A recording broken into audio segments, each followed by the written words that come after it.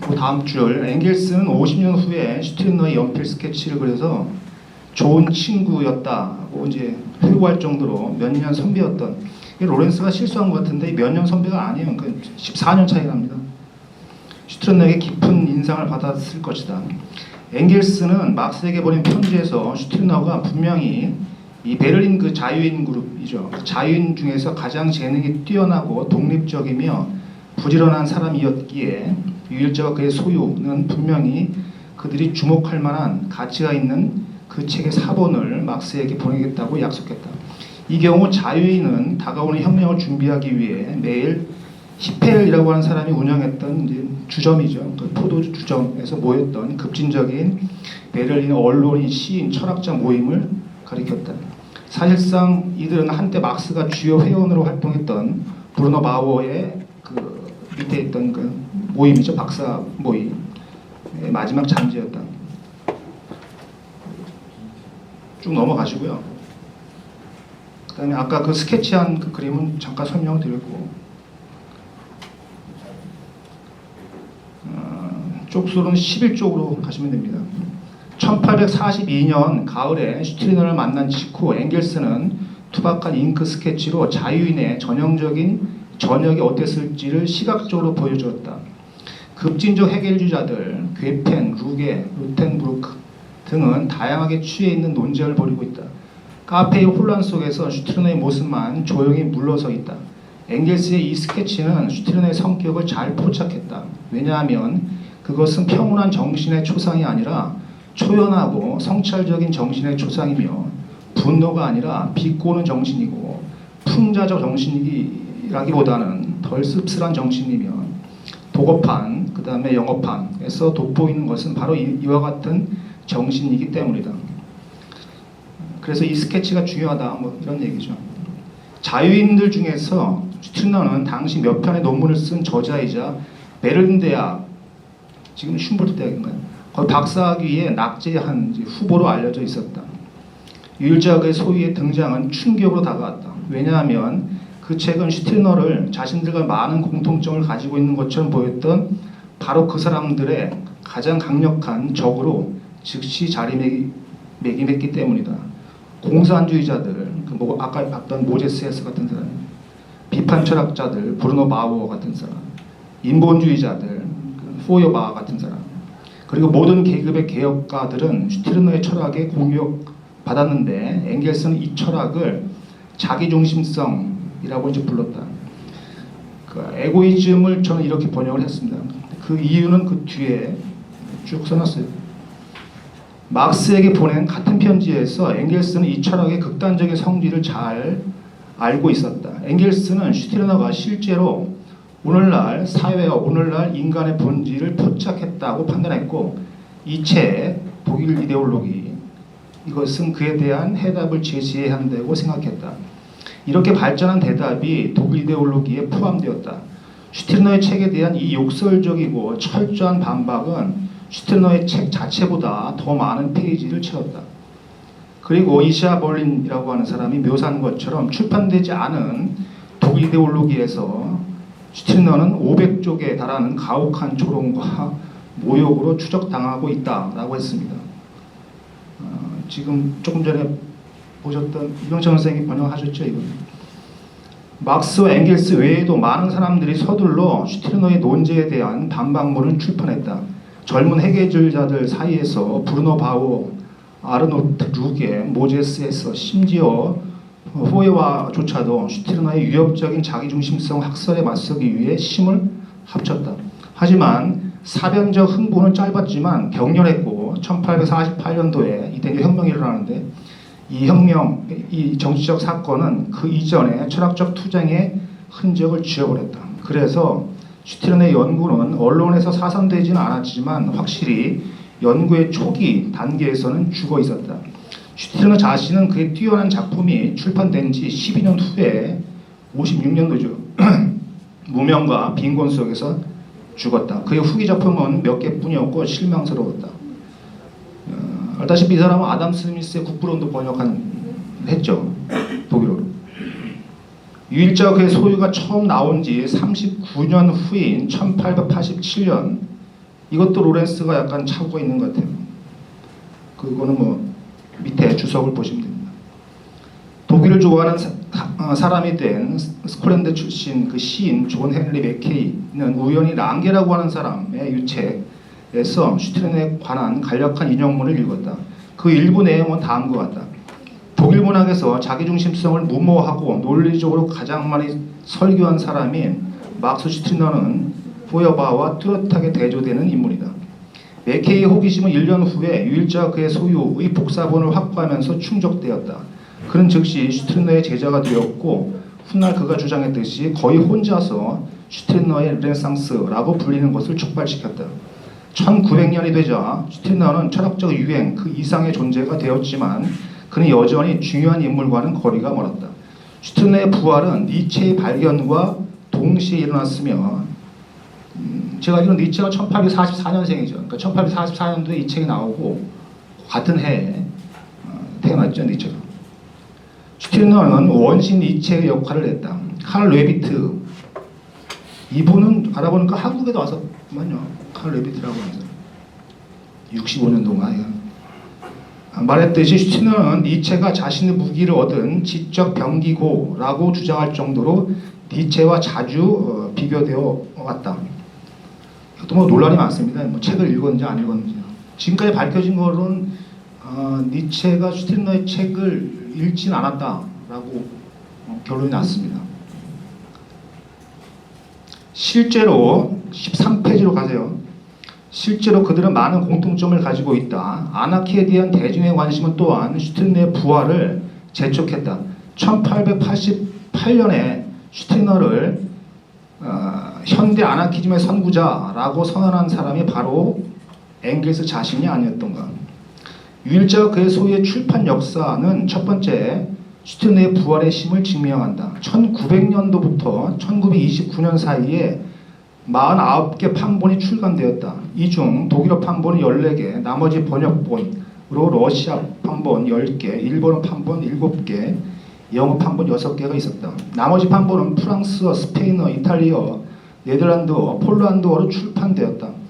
하지만 이전과 마찬가지로 슈트리너에 대한 관심은 다시 한번 사라졌고 30년대부터 현재까지 그는 사실상 주목받지 못했다.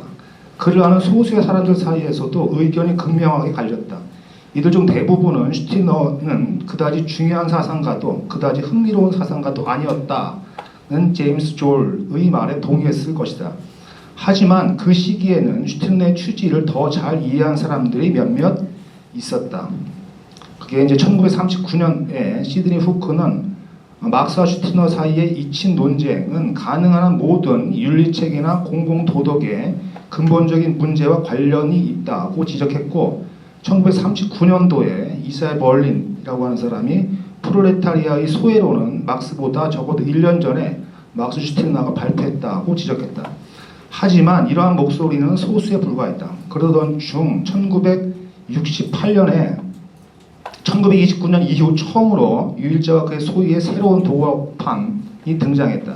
그것보다 2년 전에는 슈트리너의 사상과 영향에 대한 완전한 연구가 선행되었는데 이제 앙리 아브론이라고 하는 이 사람이 1954년에 슈트리너와 실존주의를 연결한 이후 처음이었다.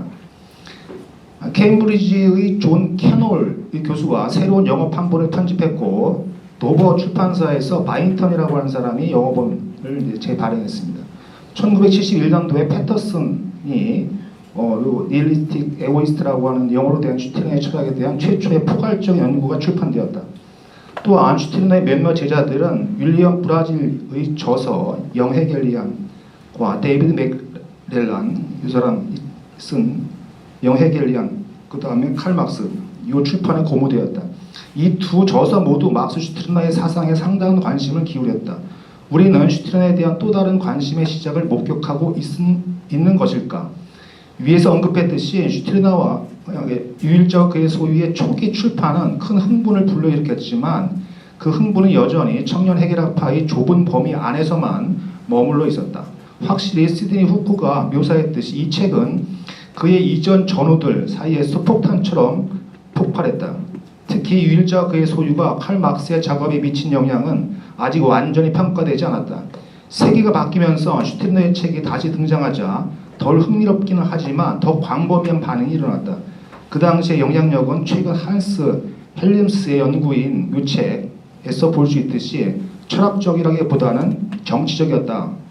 이게 이제 그 로렌스의 지적입니다. 특히 새로운 우파, 곧 자유주의자들 운동 사이에서 그러한 영향력은 여전히 우리와 함께하고 있다.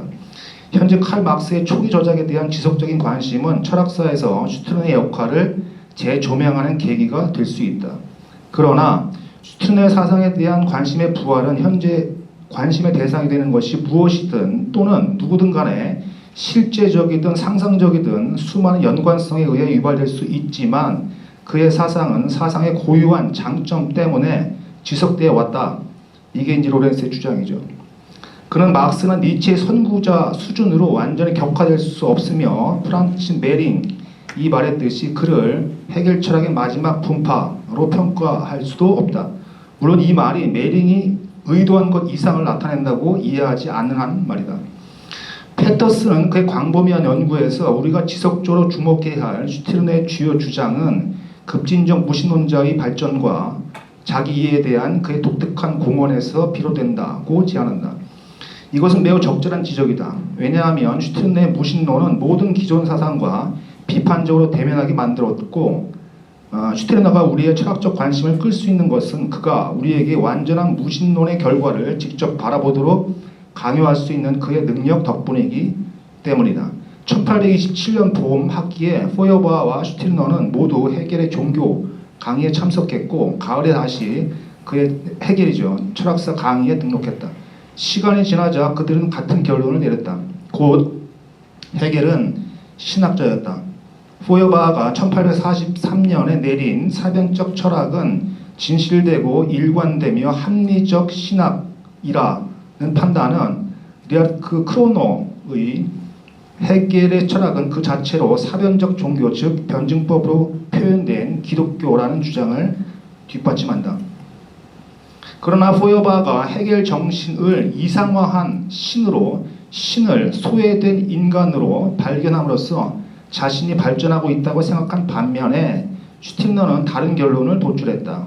포여바는 발전하기는커녕 단지 비틀거렸고 이제 또 다른 신의 현현인 인간, 대문자 인간이죠.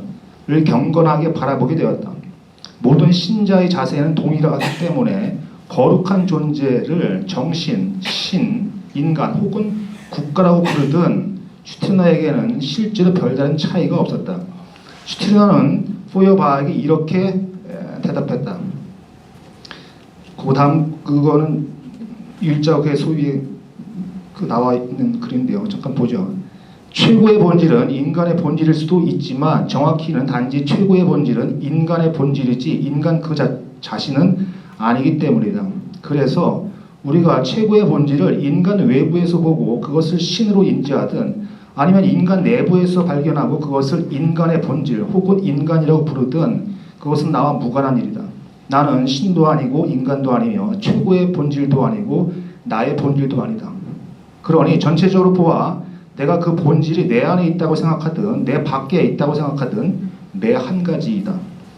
슈티르너의 자기중심성은 의식적이고 완전한 무신론에서 비롯되며 더 높은 본질에 대한 이러한 장난기 어린 무관심과 냉담은 자기 자신의 존재, 자신의 유일성을 만나기 위한 전제 조건이 된다.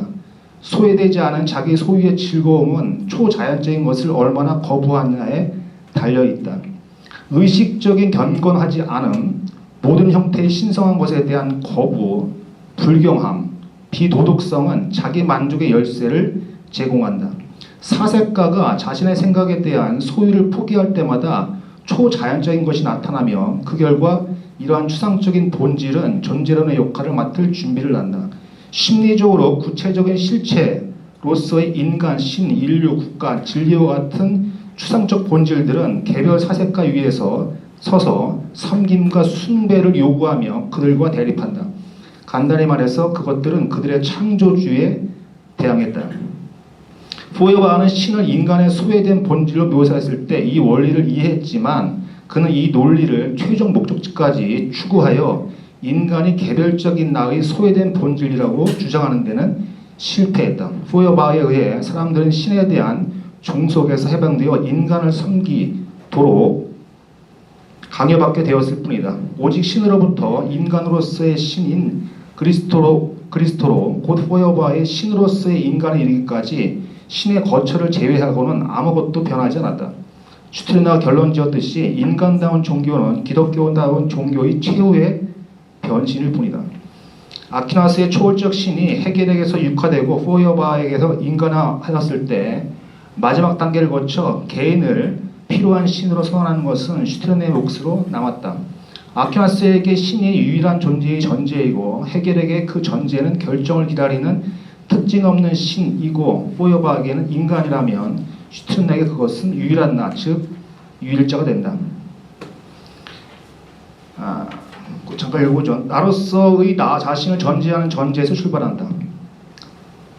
그렇지만 나의 전제는 자신의 완성을 추구하는 인간처럼 나 자신의 완성을 얻으려고 노력하는 것이 아니라 다만 나 자신을 향유하기 위해 그리고 나 자신을 소비하기 위해서 나에게 봉사할 뿐이다. 나는 단지 내 전제를 소비할 뿐이고 오직 그것을 소비함으로써만 존재한다. 나는 창조자이자 창조물이다. 간단히 말해 훌륭한 자기중심적 사람으로서 그는 오직 자신만을 섬긴다. 이 시점에서 슈트리너가 헤겔 철학의 마지막 분파라는 메링의 판단에 동의할 수 있지만 그 판단이 의도하지 않은 대로 슈트리너의 자기중심성이 헤겔의 변증법적 필연성에 대한 운명적 결과이자 부정이라는 의미로 받아들일 때에만 동의할 수 있다. 칼 레비트의 판단은 메링의 판단과 비슷하지만 함축하는 의미가 다르다. 슈트리너의 책은 일반적으로 괴짜의 아나키적 산물로 간주되어 왔지만 실제로는 헤겔의 역사적 체계를 우회적으로 변형하여 정확하게 재현한 궁극적인 논리적 결과물이다. 헤겔과 마찬가지로 슈트리너는 자신을 의식적 역사의 기원으로 거슬러 올라갈 수 있는 정신적 혈통의 계승자로 여겼다. 그러나 헤겔은 이 유산을 받아들여 정신에 충실한 노예가 되었지만 슈트리너는 그것을 거부했다. 그는 전제 없이 과거의 가치나 신명 없이 선택했다.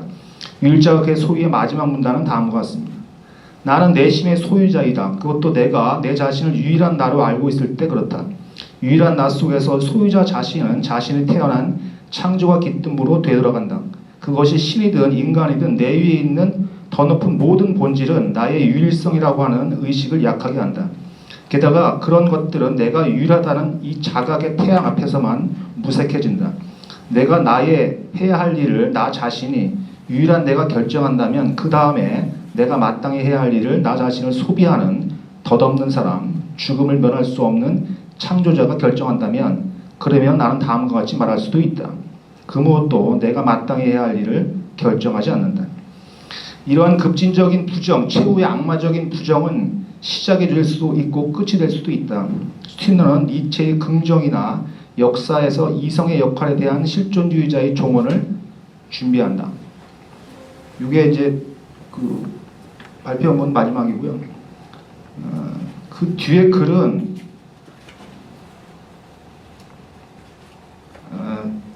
이병 선생님이 논평을 하면 그 관련해서 그 독일 이데올로기 관련돼서 시드니 파커라고 하는 사람이 쓴 글을 일부를 제가 번역해서 가져온 걸 가지고 다시 한번 이야기를 하겠습니다. 발표 마치겠습니다. 예, 흥미로운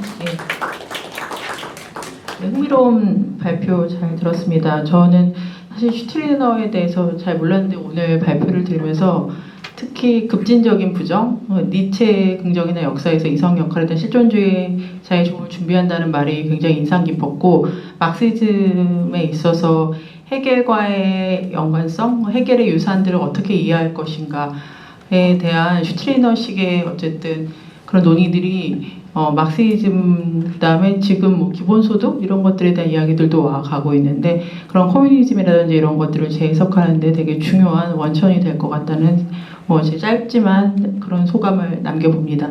이에 대해서 막스 슈트리너의 부활에 대한 토론을 이병태 선생님께서 맡아주시겠습니다. 10분 정도 하시고 그 다음에 시간 좀 있으니까 그에 대한 답변해 주시면 될 것 같습니다.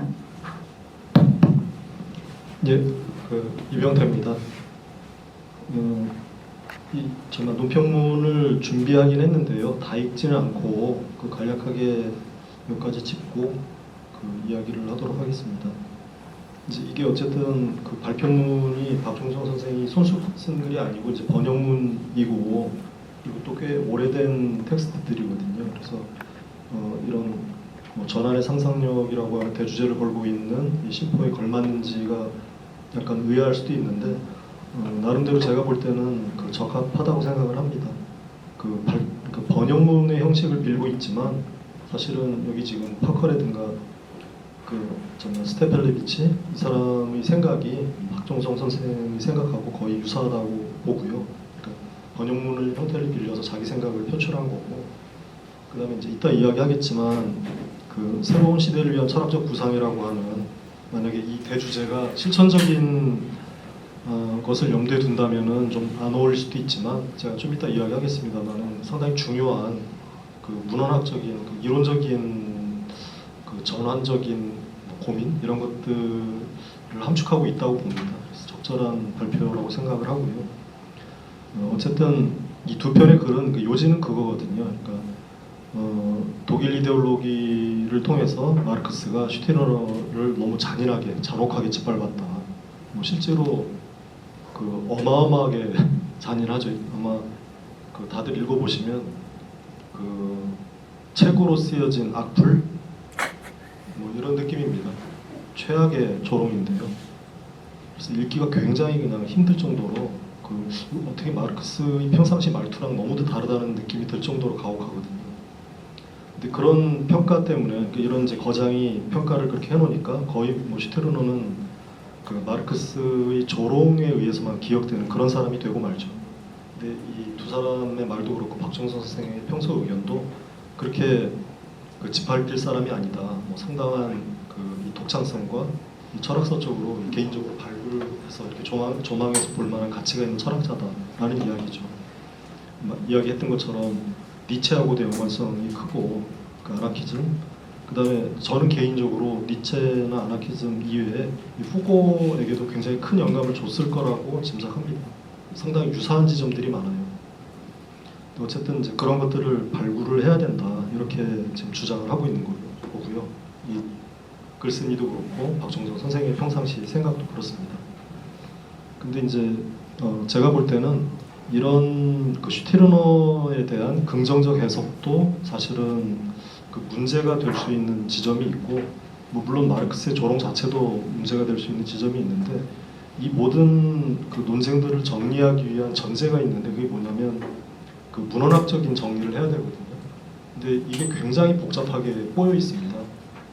그러니까 슈티르너의 텍스트는 이제 완결적으로 출간이 됐기 때문에 큰 문제가 없는데, 이제 정작 문제는 마르크스의 텍스트거든요. 일단 아무튼 그 얘기를 제가 좀 이따가 좀 하기로 하고요. 일단 제가 박종성 선생한테 질문하는 건, 이제 이 글 쓴 사람들이 슈티르너 편을 많이 들잖아요. 그래서 이사야 벌린 같은 경우에는 프롤레타리아트 소외론도 사실은 마르크스보다 1년 전에 슈티르너가 이야기를 했다, 이렇게 이야기를 하는데, 그거는 제가 좀 문헌학적으로 궁금해서 제가 지금 질문을 길게 일본어로 달았는데, 만약에 이사야 벌린이 1844년 유일자와 그의 소유에서 슈티르너가 프롤레타리아 소외론을 이야기했다고 하면 1년 뒤에 마르크스의 저술에 프롤레타리아트 소외론에 대한 이야기가 나와야 되는데, 45년 저작에는 소외에 대한 이야기를 하는 저작이 별로 없거든요. 마르크스의 45년 저작은 거기 지금 써놓은 것처럼 이제 독일 이데올로기가 돼야 되는데, 이거는 이제 이미 마르크스의 전기 후기를 구분하는 그런 논자들이 후기의 출발점을 독일 이데올로기로 잡거든요. 그 증거 중에 하나가 소외 같은 청년기 언어를 사용하지 않는다는 거예요. 그러니까 여기는 이제 소외라고 하는 게 저 후변부로 밀려나기 시작하는 시점이거든요. 1845년이에요. 그래서 이게 그러면은 아인츠기의 아이겐툼이 아닐 것 같은데, 뭔가 좀 잘못된 게 아닌가 싶은 거예요. 그리고 1844년 이전 슈티르너 저술을 이야기한다면 1842년 저술이 돼야 되잖아요. 그럼 이제 쿤스트 운트 렐리기온하고 두 저작이 있는데, 이거는 또 프롤레타리아트 소외론하고 관련된 저작이 아닌 것 같거든요. 그리고 그 1년 뒤에 마르크스가 쓴 책은 이제 법철학 비판 소설하고 유태인 문제에 관한인데 여기도 그런 내용이 담겨 있지 않고, 그러니까 이 두 번째 가설도 성립하기가 어려울 것 같고, 그다음에 이제 세 번째는 그래서 제가 잘 모르겠어요. 소해론 하면은 그냥 떠오르는 게 마르크스의 경철수고 아니에요. 경철수고에 딱 정리된 그 소해론이 나오니까 그렇게 되면은 이제 1844년이니까 그 슈테르너가 1843년에 뭔가 아무튼 프롤레타르 소해론과 관련된 책을 썼어야 되는데 1843년에 그 슈테르너가 썼다고 되어 있는 책은 제가 공식적으로 확인할 수가 없었거든요. 그 비반편하고 이런 잡지에 실린 건지 모르겠는데 아무튼 그건 그냥 개인적으로 궁금해서 그렇게 쓴 거고요. 그 다음에 두 번째는 뭐 나름대로 반론을 제기한 건데 슈테르너가 잘못했다 이렇게 반박을 하려고 한 건데 이제 와서 비판한들 뭐 소용이 있겠어요. 그래서 그냥 그건 넘어가고요. 정말 아마 이제 평상시에 워낙 그냥 박종수 선생이 슈테르너만 물고 늘어져서 다들 지겹다, 뭐 또 이거 아니 이렇게 생각할 수도 있는데 사실은 이렇게 뭐라 그럴까요? 아픈 손가스르기처럼 잡아떼지 못하는 것 중에 하나가 바로 이 문제였거든요. 뭐냐면은 사실은 우리가 알고 있는 이 마르크스, 우리 한철이 이제 1980년대에 만들어졌는데 그 1980년대 우리가 읽었던 그 텍스트들이 사실은 정본이 아닐 가능성이 아주 높고 이미 일부는 다 뒤집혔거든요. 그 중에 이제 제일 대표적인 게 독일 이데올로기입니다. 그러니까 그 2017년도에 그 메가 2 1-5권이 이제 출간이 되는데 거기에 독일 이데올로기라는 책은 빠졌습니다. 그러니까 독일 이데올로기에서 그 포이에르바장이 계속 문제였거든요. 그걸 이제 평생 집요하게 매달려서 문헌학적으로 탐구하셨던 그 국내 학자가 이제 정무길 선생님이셨는데 정무길 선생님이 이제 에피고네의 시대하고 리벨룽겐의 보물, 그다음에 이데올로기의 문헌학, 독일 이데올로기 문헌학적 연구 이런 책 쓰신 거 보면은 굉장히 상세하게 그 내용들이 담겨 있거든요. 제가 볼 때는 이제 한철에서 한번 주목해야 될 굉장히 중요한 작업 중에 하나입니다. 세계적인 문헌학자셨거든요. 근데 2016년도에 돌아가셨고 2017년도에 정말 불행하게도 그 책이 나왔어요, 정본으로. 근데 거기에 보면은 이 포이에르바장은 사실은 우리가 이제 간혹 그런 의심들을 했었잖아요. 마르크스 문헌은 많이 손을 탔을 거다. 특히 그 구소련에서 각색을 많이 했을 것 같다는 의심들을 하고 있었는데 그게 가장 집중된 곳이 사실은 그 포이에르바장이었습니다. 이 포이에르바장에 대한 그 위장 논란은 1960년대부터 제기됐거든요. 1960년대 이미 그 위장 논란이 제기돼서 저희 가까운 일본에서는 그 히로마츠라는 사람이 그 자기가 이 수집한 문헌 자료를 갖고 새로 출간을 했어요. 그 포이에르바장을 다시. 일본에서도 60년대, 70년대까지 활발하게 논쟁이 벌어지거든요. 그리고 그 정문길 선생님은 사실은 그 한복판에 계셨던 분이고.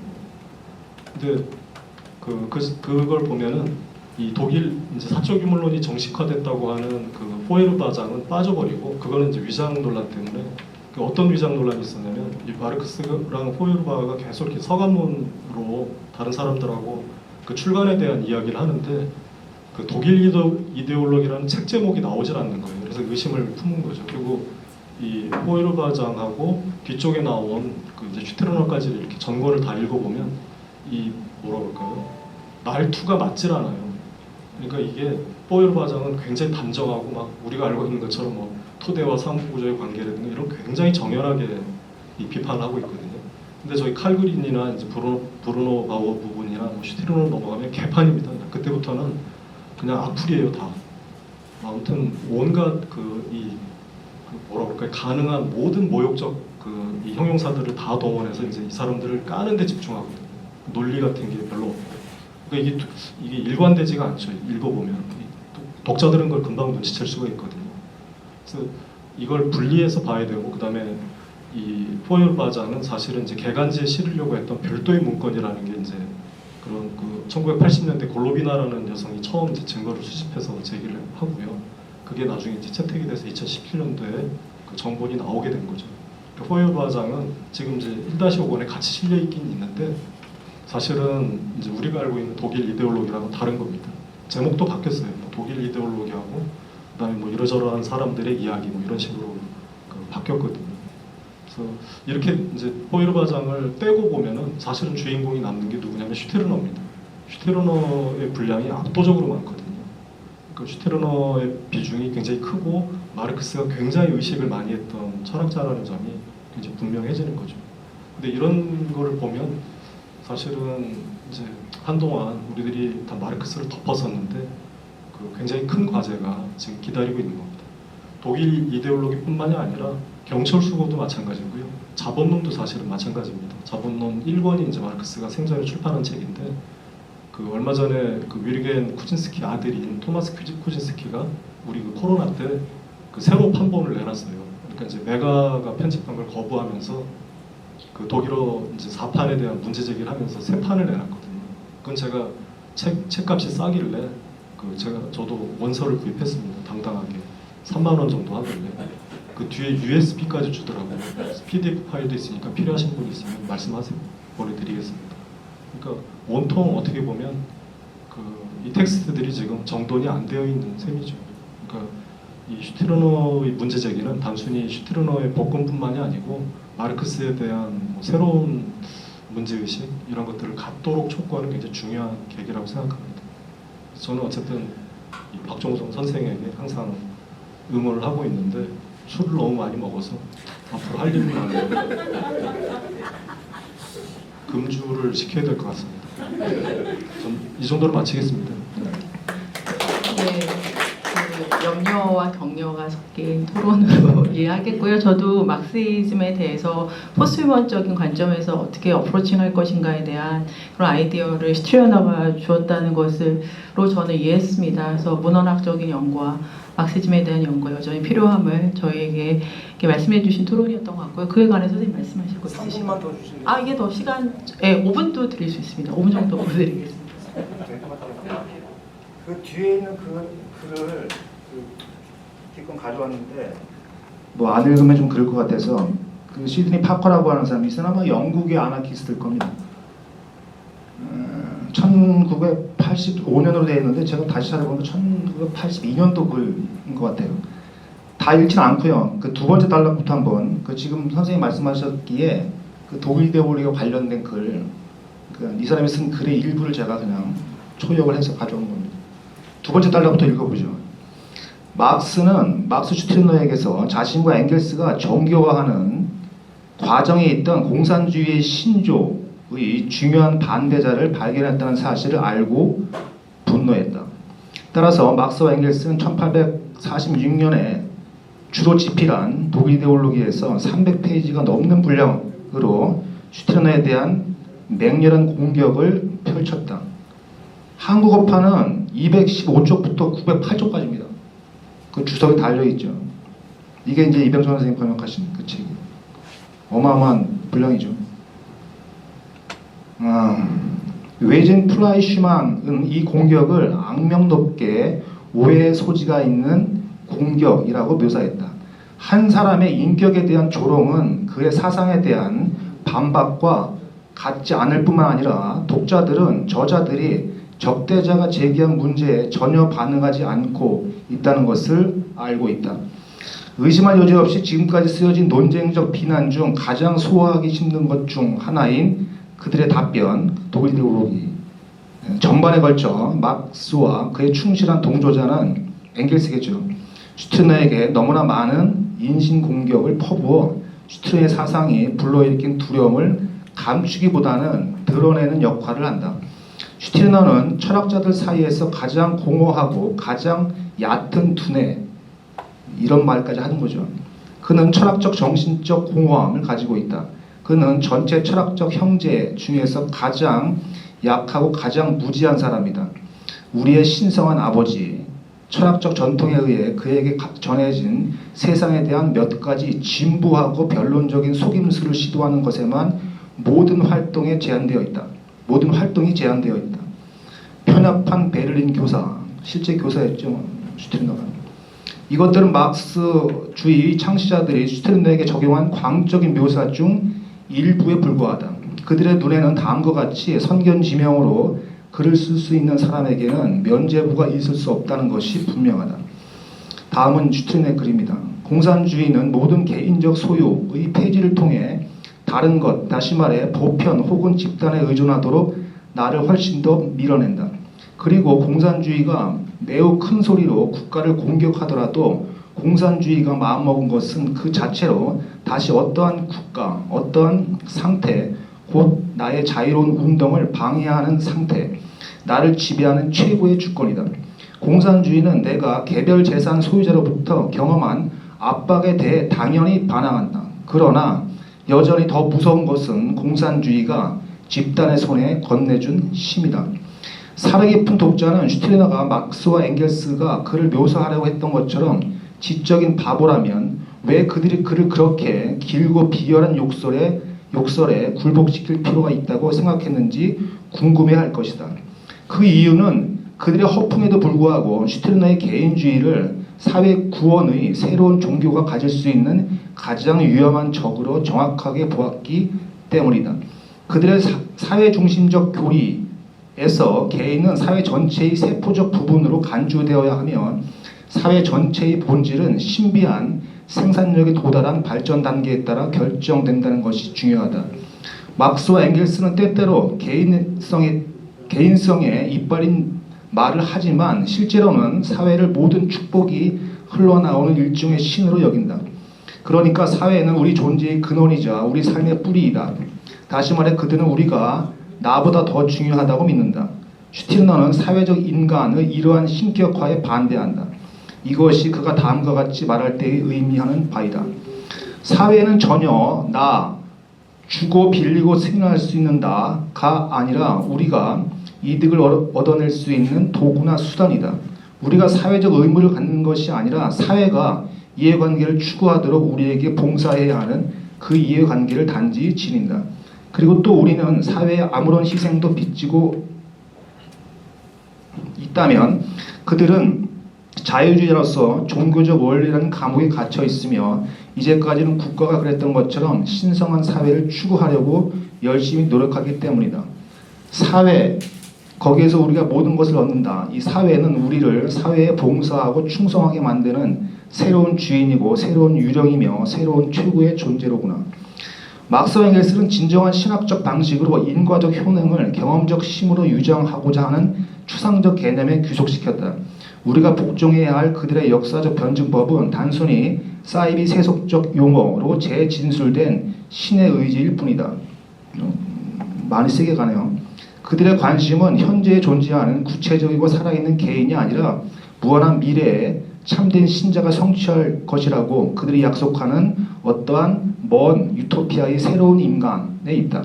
반대로 슈트리너는 이념적 버팀목이 없이 자신만의 유일한 삶을 살고자 하는 오늘날의 사람들에게 말을 걸고 있으며 그들에게 천년의 꿈은 망상에 빠진 사람들의 마주제이다. 짧게 끝내겠습니다. 네, 선생님께서 이제 마지막에 그 자료집에 실린 부분을 읽어주셨고요. 혹시 뭐 더 덧붙이고 싶으신 말씀이 있으신가요, 선생님? 뭐 잠깐 네, 있으시면 잠깐 얘기하시고 1분 정도만. 예. 네. 아까 참 막 급히 얘기하느라고 까먹었는데 그러니까 독일 이데올로기가 이제 그렇게 사적 인물론의 교과서로 재탄생하게 된 계기가 아까 여기 지금 박종호 선생님 발표문에 나왔던 맥케이라는 인물이 어떻게 보면 촉발한 사건입니다. 맥케이가 슈티르너에 이제 매료돼서 굉장한 이제 아나키스트로 재탄생시키거든요. 근데 그 부분이 상당한 영향력을 그런 논리가 이제 영향력을 발휘하기 시작하니까 그걸 제일 우려했던 집단이 사실은 이제 소비에트의 그 볼셰비키 그 이론가들이었어요. 그 이론을 뒤집고 뭔가 아무튼 우리가 알고 있는 그런 막스로 재탄생시키기 위해서 그 이제 리아자노프가 편집에 참여하죠. 편집에 참여할 때 이때 후원했던 사람이 레닌입니다. 이때 그 리자노프판을 통해서 그 등장한 이제 독일 이데올로기가 우리가 알고 있는 독일 이데올로기가 되는 거죠. 우리는 사실 근데 80년대 그 이제 위장 논란이 있어서 결국은 그 독일 이데올로기에서 쫓겨난 이 텍스트를 이제 어떻게 보면은 굉장히 충실하게 그것만 읽었던 셈이니까요. 독일 이데올로기의 나머지 진짜 부분을 못 읽은 셈이 되는 거죠. 어쨌든 뭐 그런 부분을 그 박종호 선생이 박종호 선생 연구 덕분에 다시 이제 주목할 수 있게 돼서 다행입니다. 예, 그 정도. 예, 예, 일부에 굉장히 흥미로운 또 주제와 또 토론으로 이렇게 해주신 발표자와 토론 선생님께 감사드리고 1부는 여기까지만 하겠습니다. 지금 42분이고 2시 정도쯤에 다시 시작하면 되겠습니다. 감사합니다.